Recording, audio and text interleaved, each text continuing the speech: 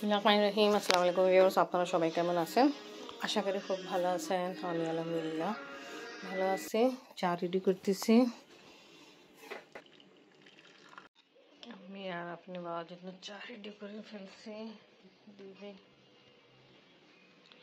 দাদি আসেনি, আমি চা রেডি করে নিয়ে আসছি, উঠে যান। বুটের ডাল আর মাংস আমি বয়েল করে ফেলছি। তারপরে কিমা মেশিন সাহায্য কিমা করলাম, সাথে আদা রসুন পেস্ট, লাল মরিচ গুঁড়া, হলুদ গুঁড়া, জিরা গুঁড়া, গরম মশলা গুঁড়া, আদা রসুন পেস্টও দিলাম, আর ধনিয়া পাতা কুচি, মরিচ কুচি দিয়ে পেঁয়াজ ব্রাউন দিয়ে সব কিছু অ্যাড করে মিক্স করে ফেলছি। আর এখন টিয়া কাপ শেপ দিচ্ছি ফ্রাই করার জন্য। আজকে নাফিস ভাইয়েরা আসছে, ওনার বড় ভাই আছে। ভালো আছেন ভাই আপনারা সবাই? জি জি আলহামদুলিল্লাহ ভালো আছে। আপনার পিচ্ছি কি খবর? আর আন্টি? আচ্ছা, তা ভাইয়ারা আজকে আসার কারণ হলো আমাদের জন্য ভাওয়া পিঠা নিয়ে আসছে, যেটা কাটে বলবো বাট্টি খানা যা হো, যেখানে আমি লাস্ট যতবারে আমাদের খাওয়াইছে ভাওয়া পিঠা, তো ওখান থেকে আমরা খাই। আর ভাইয়ারা আমাদের জন্য ওখান থেকে নিয়ে আসছে। এটা খুবই স্পেশাল ভাওয়া পিঠা হয়, সব জায়গায় এইভাবে হয় না রেডি। গুড়ে কোয়ান্টিটি খুব ভালো হয়, নারিকেলে ভালো হয়। আমি মেবি 2-3 বছর আগে গেছিলাম আমার শাশুড়িকে নিয়ে, উনি নারিকেল ওখানেই ভাঙে, পানি নিজে নিয়ে ফেলে, তারপর ওখানে ওটা নারিকেল কুড়ি দিয়ে ওটা কুড়ে তারপর দেয়। ওনা তো খুব ভালো। আচ্ছা ভাইয়া, থ্যাংক ইউ আমাদের জন্য নিয়ে আসছেন। ঠিক আছে, আমরাও খাবো, আপনারাও খাবেন আমাদের সাথে। অফকোর্স, হ্যাঁ, এর সাথে এই ভাওয়া পিঠার সাথে অন্য ভাওয়া পিঠা কোনো গত বছর, হ্যাঁ ভাইয়া নিয়ে আসছে, আমি বের করে দিই। হাফিজ ভাইয়েরা আসছে, তাই একটু আগে আমি কাবাব ঠিক করতেছিলাম। দুপুরে সবকিছু কিমা মেশিনের সাহায্যে কিমা করছিলাম, বাট শেপ দিতে পারিনি, আর একটু আগে শেপ দিয়ে হলো। আচ্ছা ভালো হয়েছে, ভাইয়েরা আছে, ওনাদেরকে গরম গরম কাবাব ফ্রাই করে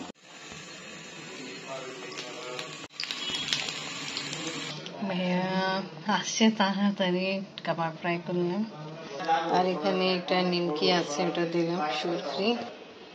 কলা পেঁপে চপ করলাম, বক্স ওপেন করলাম, স্কুটি এখান থেকে বের করে দিই। আমরা তো জানতামই না ভাইয়া যে আসবে, তা আমাদেরকে হঠাৎ সারপ্রাইজ ছিল। মেন কথা কি, আমাদের পছন্দ মাওয়া পিঠা নিয়ে আসছে ভাইয়া। এটা আসলে ভালোবাসা আর কিছু না।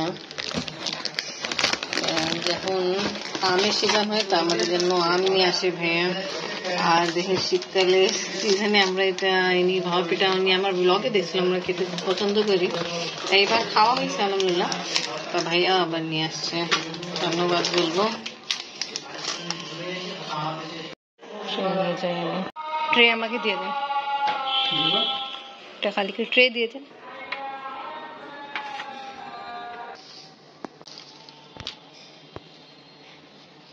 দেখেন ভাইয়া স্পেশাল ভাপা পিঠা নিয়ে আসছে আমাদের জন্য।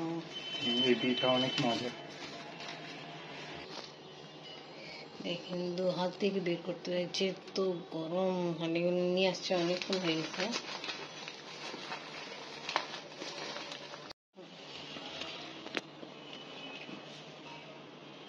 আপনি না 2 দিনই ছুটি?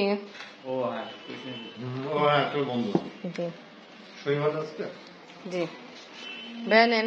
ভাইয়া কাবাব ফ্রাই করছে, আজকে কাবাব ঠিক করছিলাম, আর আপনাদের আসা আগে আমি ঠিক করতেছিলাম, আপনাদের কপালে ছিল। টেস্ট করে ভাইয়া আমাদের জন্য স্পেশাল ভাওয়া পিঠা নিচ্ছেন। নেন জি, আমার তো আমি মোবাইল চেঞ্জ করছি তো ভাইয়া, এর জন্য। ভাইয়া নিয়ে আসছে গরম গরম ভাওয়া পিঠা, এই যে যেখান থেকে আমরা খাই কিনি স্পেশাল ভাওয়া পিঠা, আমাদের ভিডিও দেখে উনি তো ওই এলাকায় লোক, তো দেখছেন স্পেশাল ভাওয়া পিঠা। ভালোবাসা আসলে, ওইটাই বললাম। আমি সিজনে আমাদের জন্য আম পাঠায়, আর এখন এটা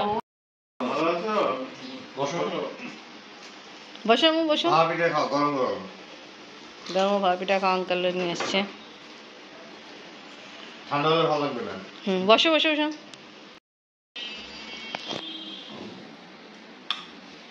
স্পেশাল। অনেক ভালো ভাইয়া, থ্যাংক ইউ।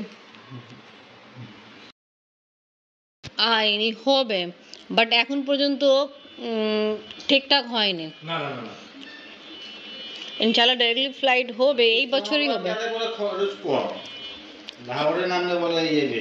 ইসলামাবাদ তো অনেক কস্টলি সিটি আমাদের পাকিস্তানে, খুবই কস্টলি।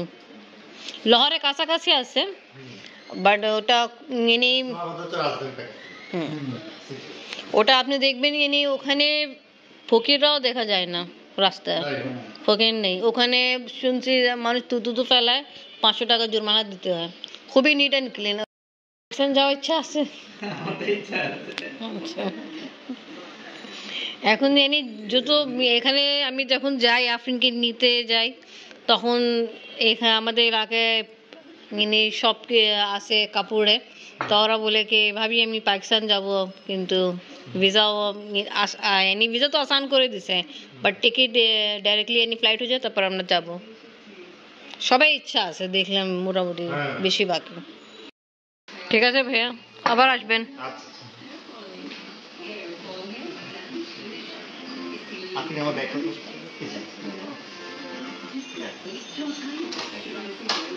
ভাই আন্টিকে আমার সালাম বলবেন, নিয়ে আসবেন আন্টি। ভাইয়া বিশ্বাস করেন যে ব্যস্ত এরকম, আমি গ্যালেরিয়া একবারই যাওয়া হয়েছিল, যে বললাম না ও যে আমার রিক্সা নষ্ট হয়েছিল, তো আমি ওখানে নামলাম, ওই দিন যে আতিশবাজি একটু দেখা যায়, তো কিছু হয়নি। তারপর আমি আবার ব্যাক করে ফেলছি, আর রাত হয়ে গেছিল, তো ওই টাইমে শাশুড়ি থাকতো না। ইনশাল্লাহ ইনশাল্লাহ আসবে ভাইয়া। থ্যাংক ইউ ভাইয়া, একবার আবার থ্যাংক ইউ এত ভালো পিঠা খাওয়ার জন্য।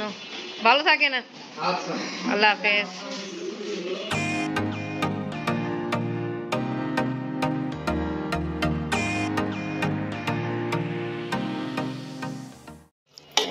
দিলাম হলুদ গুঁড়া, ধনিয়া গুঁড়া, লাল মরিচ গুঁড়া, লবণ, ভালো করে মশলা কষানো হয়। তারপরে মুসি আর মাংস দিয়ে দিব। মাংস আগে সফট করে ফেলেছিলাম, একটু আগে গেছে। তো আজকে ব্লগ এখানেই শেষ করি। আজকে ভিডিও ভালো লাগলে লাইক কমেন্ট শেয়ার করেন, আমাদের পাশে থাকেন, সুস্থ থাকেন। আল্লাহ হাফেজ। রান্না করা হলো মাংস দিয়ে।